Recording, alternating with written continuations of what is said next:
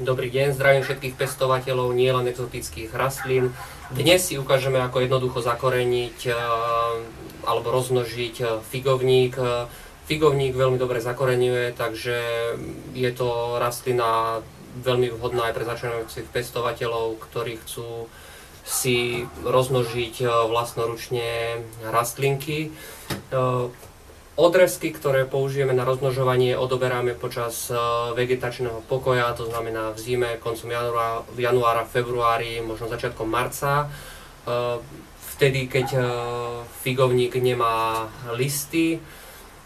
Ako vieme, figovník je subtropický ker, ktorý však za určitých podmienok dokáže prezimovať aj v našich podmienkach, hlavne v južných vinohradníckych oblastiach, na južných svahoch, kde je chránený zo severu s určitou ochranou počas najtuchších mrazov. Takže poďme k tomu, ako teda rozmnožiť ten figovník. Zoberieme si teda nejakú časť tej rastliny, ktorú chceme množiť. Vždy režeme nad očkom, to znamená nad miestom, kde rastol list, plod, ale prípadne vetvička. Odrežeme ho niekoľko milimetrov nad týmto miestom. Takže vidíte, máme teraz vlastne materiál, ktorý použijeme na rozmnožovanie. Keďže takýto veľký konárik teda na zakorenenie nepotrebujeme, tento konárik narežeme na niekoľko častí, ktoré budú mať 3-4 očka, to znamená teda budúce tie púčiky buď na korene alebo na listy, a tieto budeme zakoreňovať. Takže teraz pristúpime teda k tomu samotnému rozdeleniu tej vetvičky na jednotlivé odrezky, ktoré budeme neskôr zakoreňovať. Vždy si napočíname 3-4, prípadne stačili by aj 2, keď chceme si rozmnožiť ich viacej tých očiek, takže striháme, vidíte, tu je to očko, striháme pod očkom, z očka sa vytvorí, to, ktoré bude pod zemou, sa vytvorí koreň nad zemou, ktoré budú sa vytvoria buď nová vetvička, lístok, prípadne v prípade figovníka niektoré tie očka už sú aj plody, takže sa môžu vytvoriť aj plody.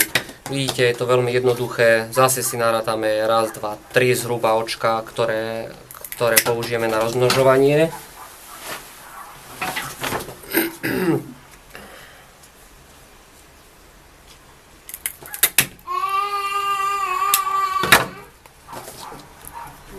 Vidíte, teraz máme 4 odrezky, ktoré budeme zakoreňovať rôznymi spôsobmi. Jednotlivé odrezky si spracujeme najlepšie tak, že na vrchnej časti režeme tesne nad očkom, v spodnej časti zase tesne pod očkom. Spodný rez spravíme tak, že ho vedieme šikmo, ostrým nožom, vždy používame čisté náradie, vrchný rez by mal byť rovný, môžeme použiť na zatretie štepársky vosk, aby nedošlo k infekcii rastliny, ale v tomto prípade, v prípade figovníka možno to nie je až také potrebné. Ďalej si ukážeme teda niekoľko metód, ktoré vo všeobecnosti vedú k tomu, že tie odrezky nám zakorenia.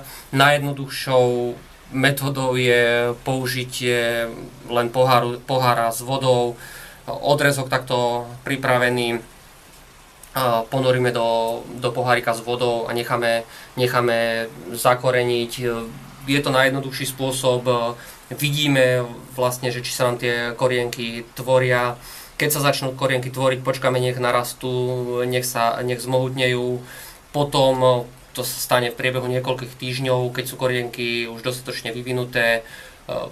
Odrezok vybereme, zasadíme ho opatrne do substrátu, v ktorom ho budeme pestovať, do nejakej nádoby, v ktorej ho budeme pestovať. Pri tom sadení dávame pozor na to, aby sme korienky nepoškodili, pretože takéto mladé korienky sú extrémne krehké a veľmi ľahko dochádza k tomu, že sa poškodia. A ďalšou metódou, ktorá je taktiež veľmi jednoduchá, je použitie obyčajnej papierovej vreckovky, ktorú si navlhčíme.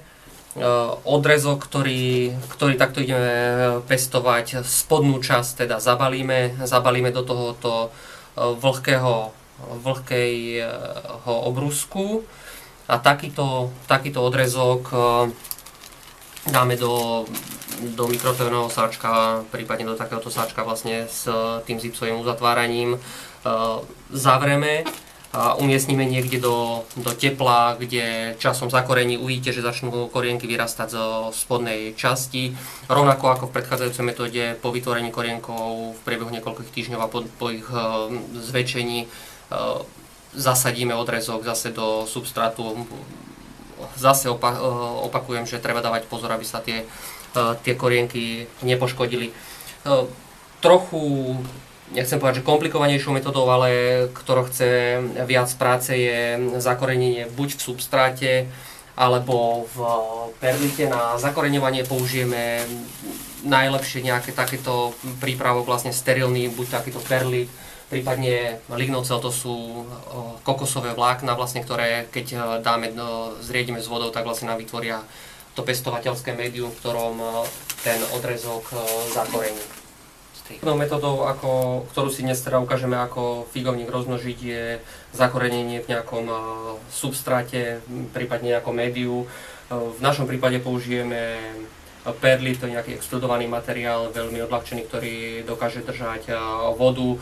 Rovnako ako tento perlit môžeme použiť napríklad takýto lignocel, to sú nejaké lisované kokosové vlákna, ktoré keď vlastne navlhčíme vodou, nasajú tú vodu a môžeme použiť vlastne na to zakorenenie. Poslednou možnosťou možno teda to médium, ktoré použije na zakorenenie, je substrát klasický. Tu je nevýhoda vlastne, že keď je vlhký, nachádzajú sa s ňom spory húb a ten odrezok nám môže začať zahnívať, môžu zlikvidovať nejaké hubové choroby.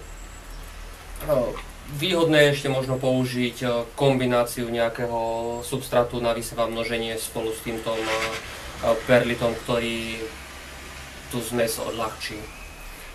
Ukážeme si teda, ako ten odrezok zakoreniť. Vždy dávame pozor, aby sme teda ten odrezok dávali do substrátu tak, ako rástol, takže čo bolo dole, musí byť dole a to, čo vlastne rástlo hore, bude hore. Ak máme, môžeme použiť nejaký hormonálny zakoreňovač, ktorý to zakorenenie zjednoduší. Preto, aby v tej spodnej časti sa vytvorilo viacero koreňov, je dobré ešte ostrým nožom vlastne ponarušovať jemne kôru takými zvislými drážkami vlastne, v ktorých sa vytvorí vlastne kalus, to znamená také hojivé pletivo, vlastne, z ktorého potom neskôr vyrastú tie korienky.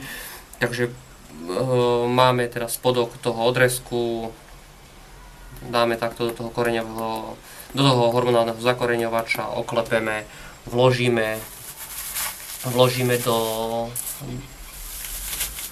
nádobky s tým rozmnožovacím substrátom, polejeme a prípadne zakryjeme nejakou takouto nádobou, aby sa tam udržovala vlhkosť, aby nedochádzalo k zbytočnému odparovaniu tej vody.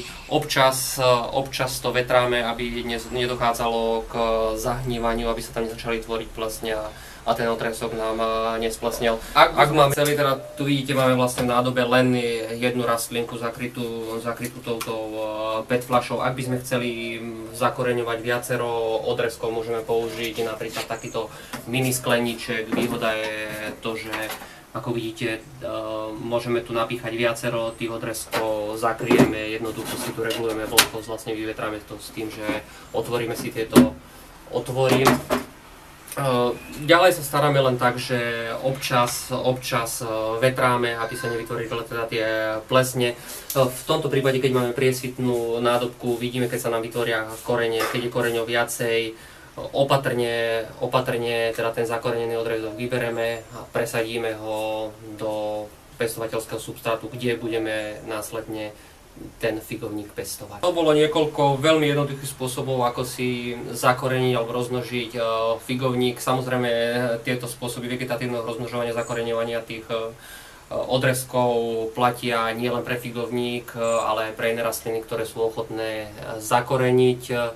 Prajem vám veľa pestovateľských úspechov, snad sa vám podarí figovník rozmnožiť. Ak chcete viac informácií, možno ako sa starať nielen o figovník, ale o ďalšie exotické rastliny, prípadne aj rastliny, ktoré sa pestujú tu v našich podmienkách, pozerajte našu webovú stránku www.citrusar.sk.